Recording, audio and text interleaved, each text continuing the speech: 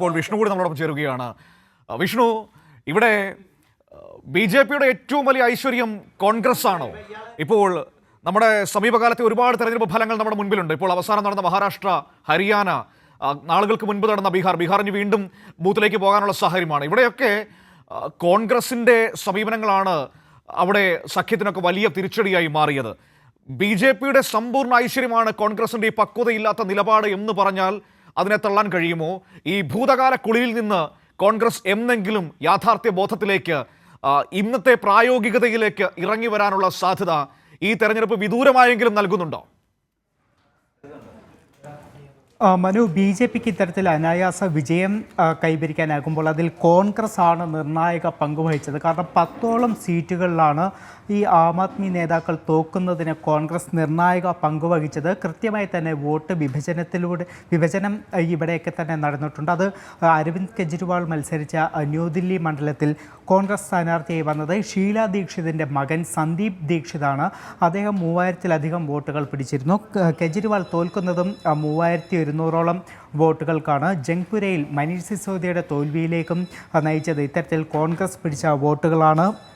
കൽക്കാജിയിൽ മുഖ്യമന്ത്രിയായിട്ടുള്ള അതിഷി ഏകദേശം തോൽവിയുടെ വക്കിലേക്ക് എത്തിയതാണ്. അവിടെ നിന്നുമാണ് അവസാന റൗണ്ടുകളിൽ അതിഷിക്ക് ഒരു എഡ്ജ് ഉണ്ടാവുകയും വിജയത്തിലേക്ക് എത്തുകയും ചെയ്തത്. ഈ കൽക്കാജി മണ്ഡലത്തിൽ കോൺഗ്രസ് സ്ഥാനാർത്ഥിയായി വന്നത് അൽക്കാലാംബയാണ്. അൽക്കാലാംബയും നിരവധി വോട്ടുകൾ പിടിച്ചതാണ് ഈ അതിഷിക്ക് ഇത്രത്തോളം വലിയ ഒരു മത്സരത്തിലേക്ക് പോകേണ്ടി വന്നത്. എന്തായാലും ഈ ദില്ലി തെരഞ്ഞെടുപ്പിൽ മാത്രമല്ല കോൺഗ്രസ് ഇത്തരത്തിൽ ബി ജെ പിയെ സഹായിക്കുന്നത്. അത് ഇത്തവണത്തെ ലോക്സഭാ തെരഞ്ഞെടുപ്പിൽ ഇന്ത്യ മുന്നണി രൂപീകരിച്ചതിന് ശേഷമുള്ള സംസ്ഥാന തെരഞ്ഞെടുപ്പുകൾ നോക്കിക്കഴിഞ്ഞാലും നമുക്ക് സമാന രീതിയിൽ തന്നെ കോൺഗ്രസ് ഈ ഇന്ത്യ മുന്നണിയുടെ കെട്ടുറപ്പിനെ ഇല്ലാതാക്കുന്ന രീതിയിലുള്ള സമീപനം സ്വീകരിച്ചിട്ടുണ്ട്. അത് മഹാരാഷ്ട്രയിലായാലും ഹരിയാനയിലായാലും എല്ലാം നമ്മൾ കണ്ടതാണ്. ഹരിയാനയിൽ ആം ആദ്മിയുമായി സഖ്യത്തിൽ ഏർപ്പെടാൻ പോലും കോൺഗ്രസ് തയ്യാറായിരുന്നില്ല. അത്തരത്തിൽ ഇന്ത്യ മുന്നണിയുടെ കെട്ടുറപ്പിനെ ഇല്ലാതാക്കുക, ബി ജെ പിയെ സഹായിക്കുക എന്നതാണ് ഇപ്പോൾ കോൺഗ്രസ് സംസ്ഥാന തലങ്ങളിൽ സ്വീകരിക്കുന്ന നിലപാട്. അല്പം മുന്നേ പ്രിയങ്ക ഗാന്ധിയുടെ ഒരു പ്രതികരണം വന്നിരുന്നു. പ്രിയങ്ക ഗാന്ധി പ്രതികരിച്ചത് കോൺഗ്രസ് ഈ ഒരു തെരഞ്ഞെടുപ്പ് തോൽവിയിൽ നിന്ന് പാഠം ഉൾക്കൊള്ളാൻ ഉണ്ട് എന്നതാണ്.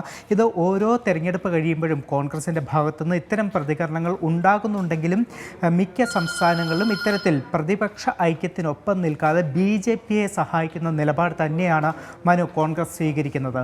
തീർച്ചയായും അത് തന്നെയാണ് നമുക്ക് ഓരോ തവണയും നമ്മൾ പറയാറുള്ളത്. ഇപ്പോൾ എല്ലാ ഇലക്ഷനും കഴിയുമ്പോഴും ഇപ്പോൾ അവസാനം ഹരിയാനയും മഹാരാഷ്ട്രയും ഒക്കെ വലിയ പാഠങ്ങളായുണ്ട്. അന്നും ഇതൊക്കെ ഉൾക്കൊള്ളുമെന്ന് രാഹുൽ ഗാന്ധി അടക്കമുള്ളവർ പറഞ്ഞതാണ്. പക്ഷേ അതിനപ്പുറത്തേക്ക് പോകാൻ കഴിയുന്നില്ല. ഈ വാചകങ്ങൾക്കപ്പുറത്തേക്ക് പ്രായോഗികതയിലേക്ക് ഇറങ്ങിച്ചെല്ലാൻ രാഹുൽ ഗാന്ധിക്കോ പ്രിയങ്ക ഗാന്ധിക്കോ കഴിയുന്നില്ല. മല്ലികാർജ്ജുൻ ഖാർഗെക്ക് സ്വാഭാവികമായും അവരുടെ മേൽ ആ നിയന്ത്രണമില്ല എന്ന് നമുക്കൊക്കെ അറിയാവുന്നതാണ്. അത് അങ്ങനെ നിൽക്കുന്നു.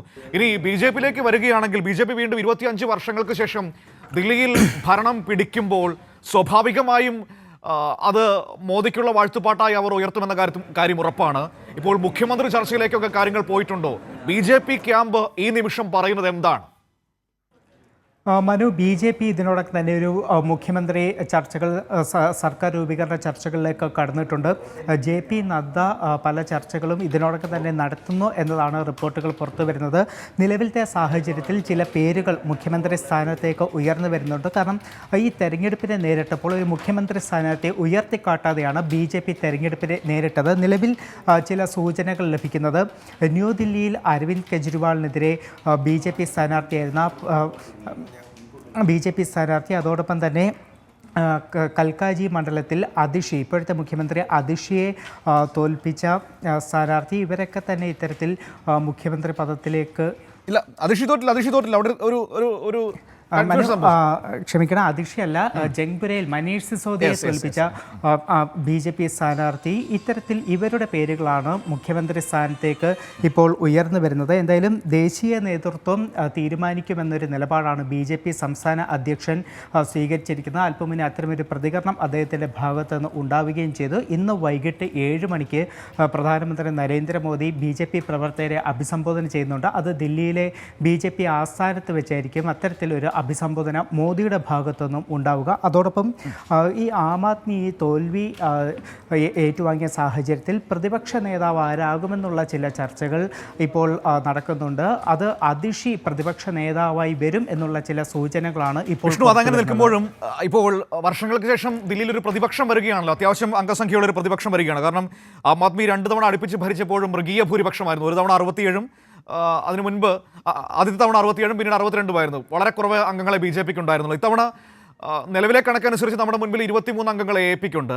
ഈ 5 വർഷം ഈ 23 പേരെയും കൊണ്ടു നടക്കാൻ ആം ആദ്മിക്ക് കഴിയുമോ എന്ന വളരെ പ്രധാനപ്പെട്ട ചോദ്യമുണ്ട്. കാരണം കരുത്തോടെ BJP മറുവശത്ത് നിൽക്കുമ്പോൾ ഈ 23 പേരും 5 വർഷം അവരുടെ കൂടെ ഉറച്ചു നിൽക്കുമെന്ന് നമുക്ക് ഈ ഘട്ടത്തിൽ പറയാൻ കഴിയില്ല.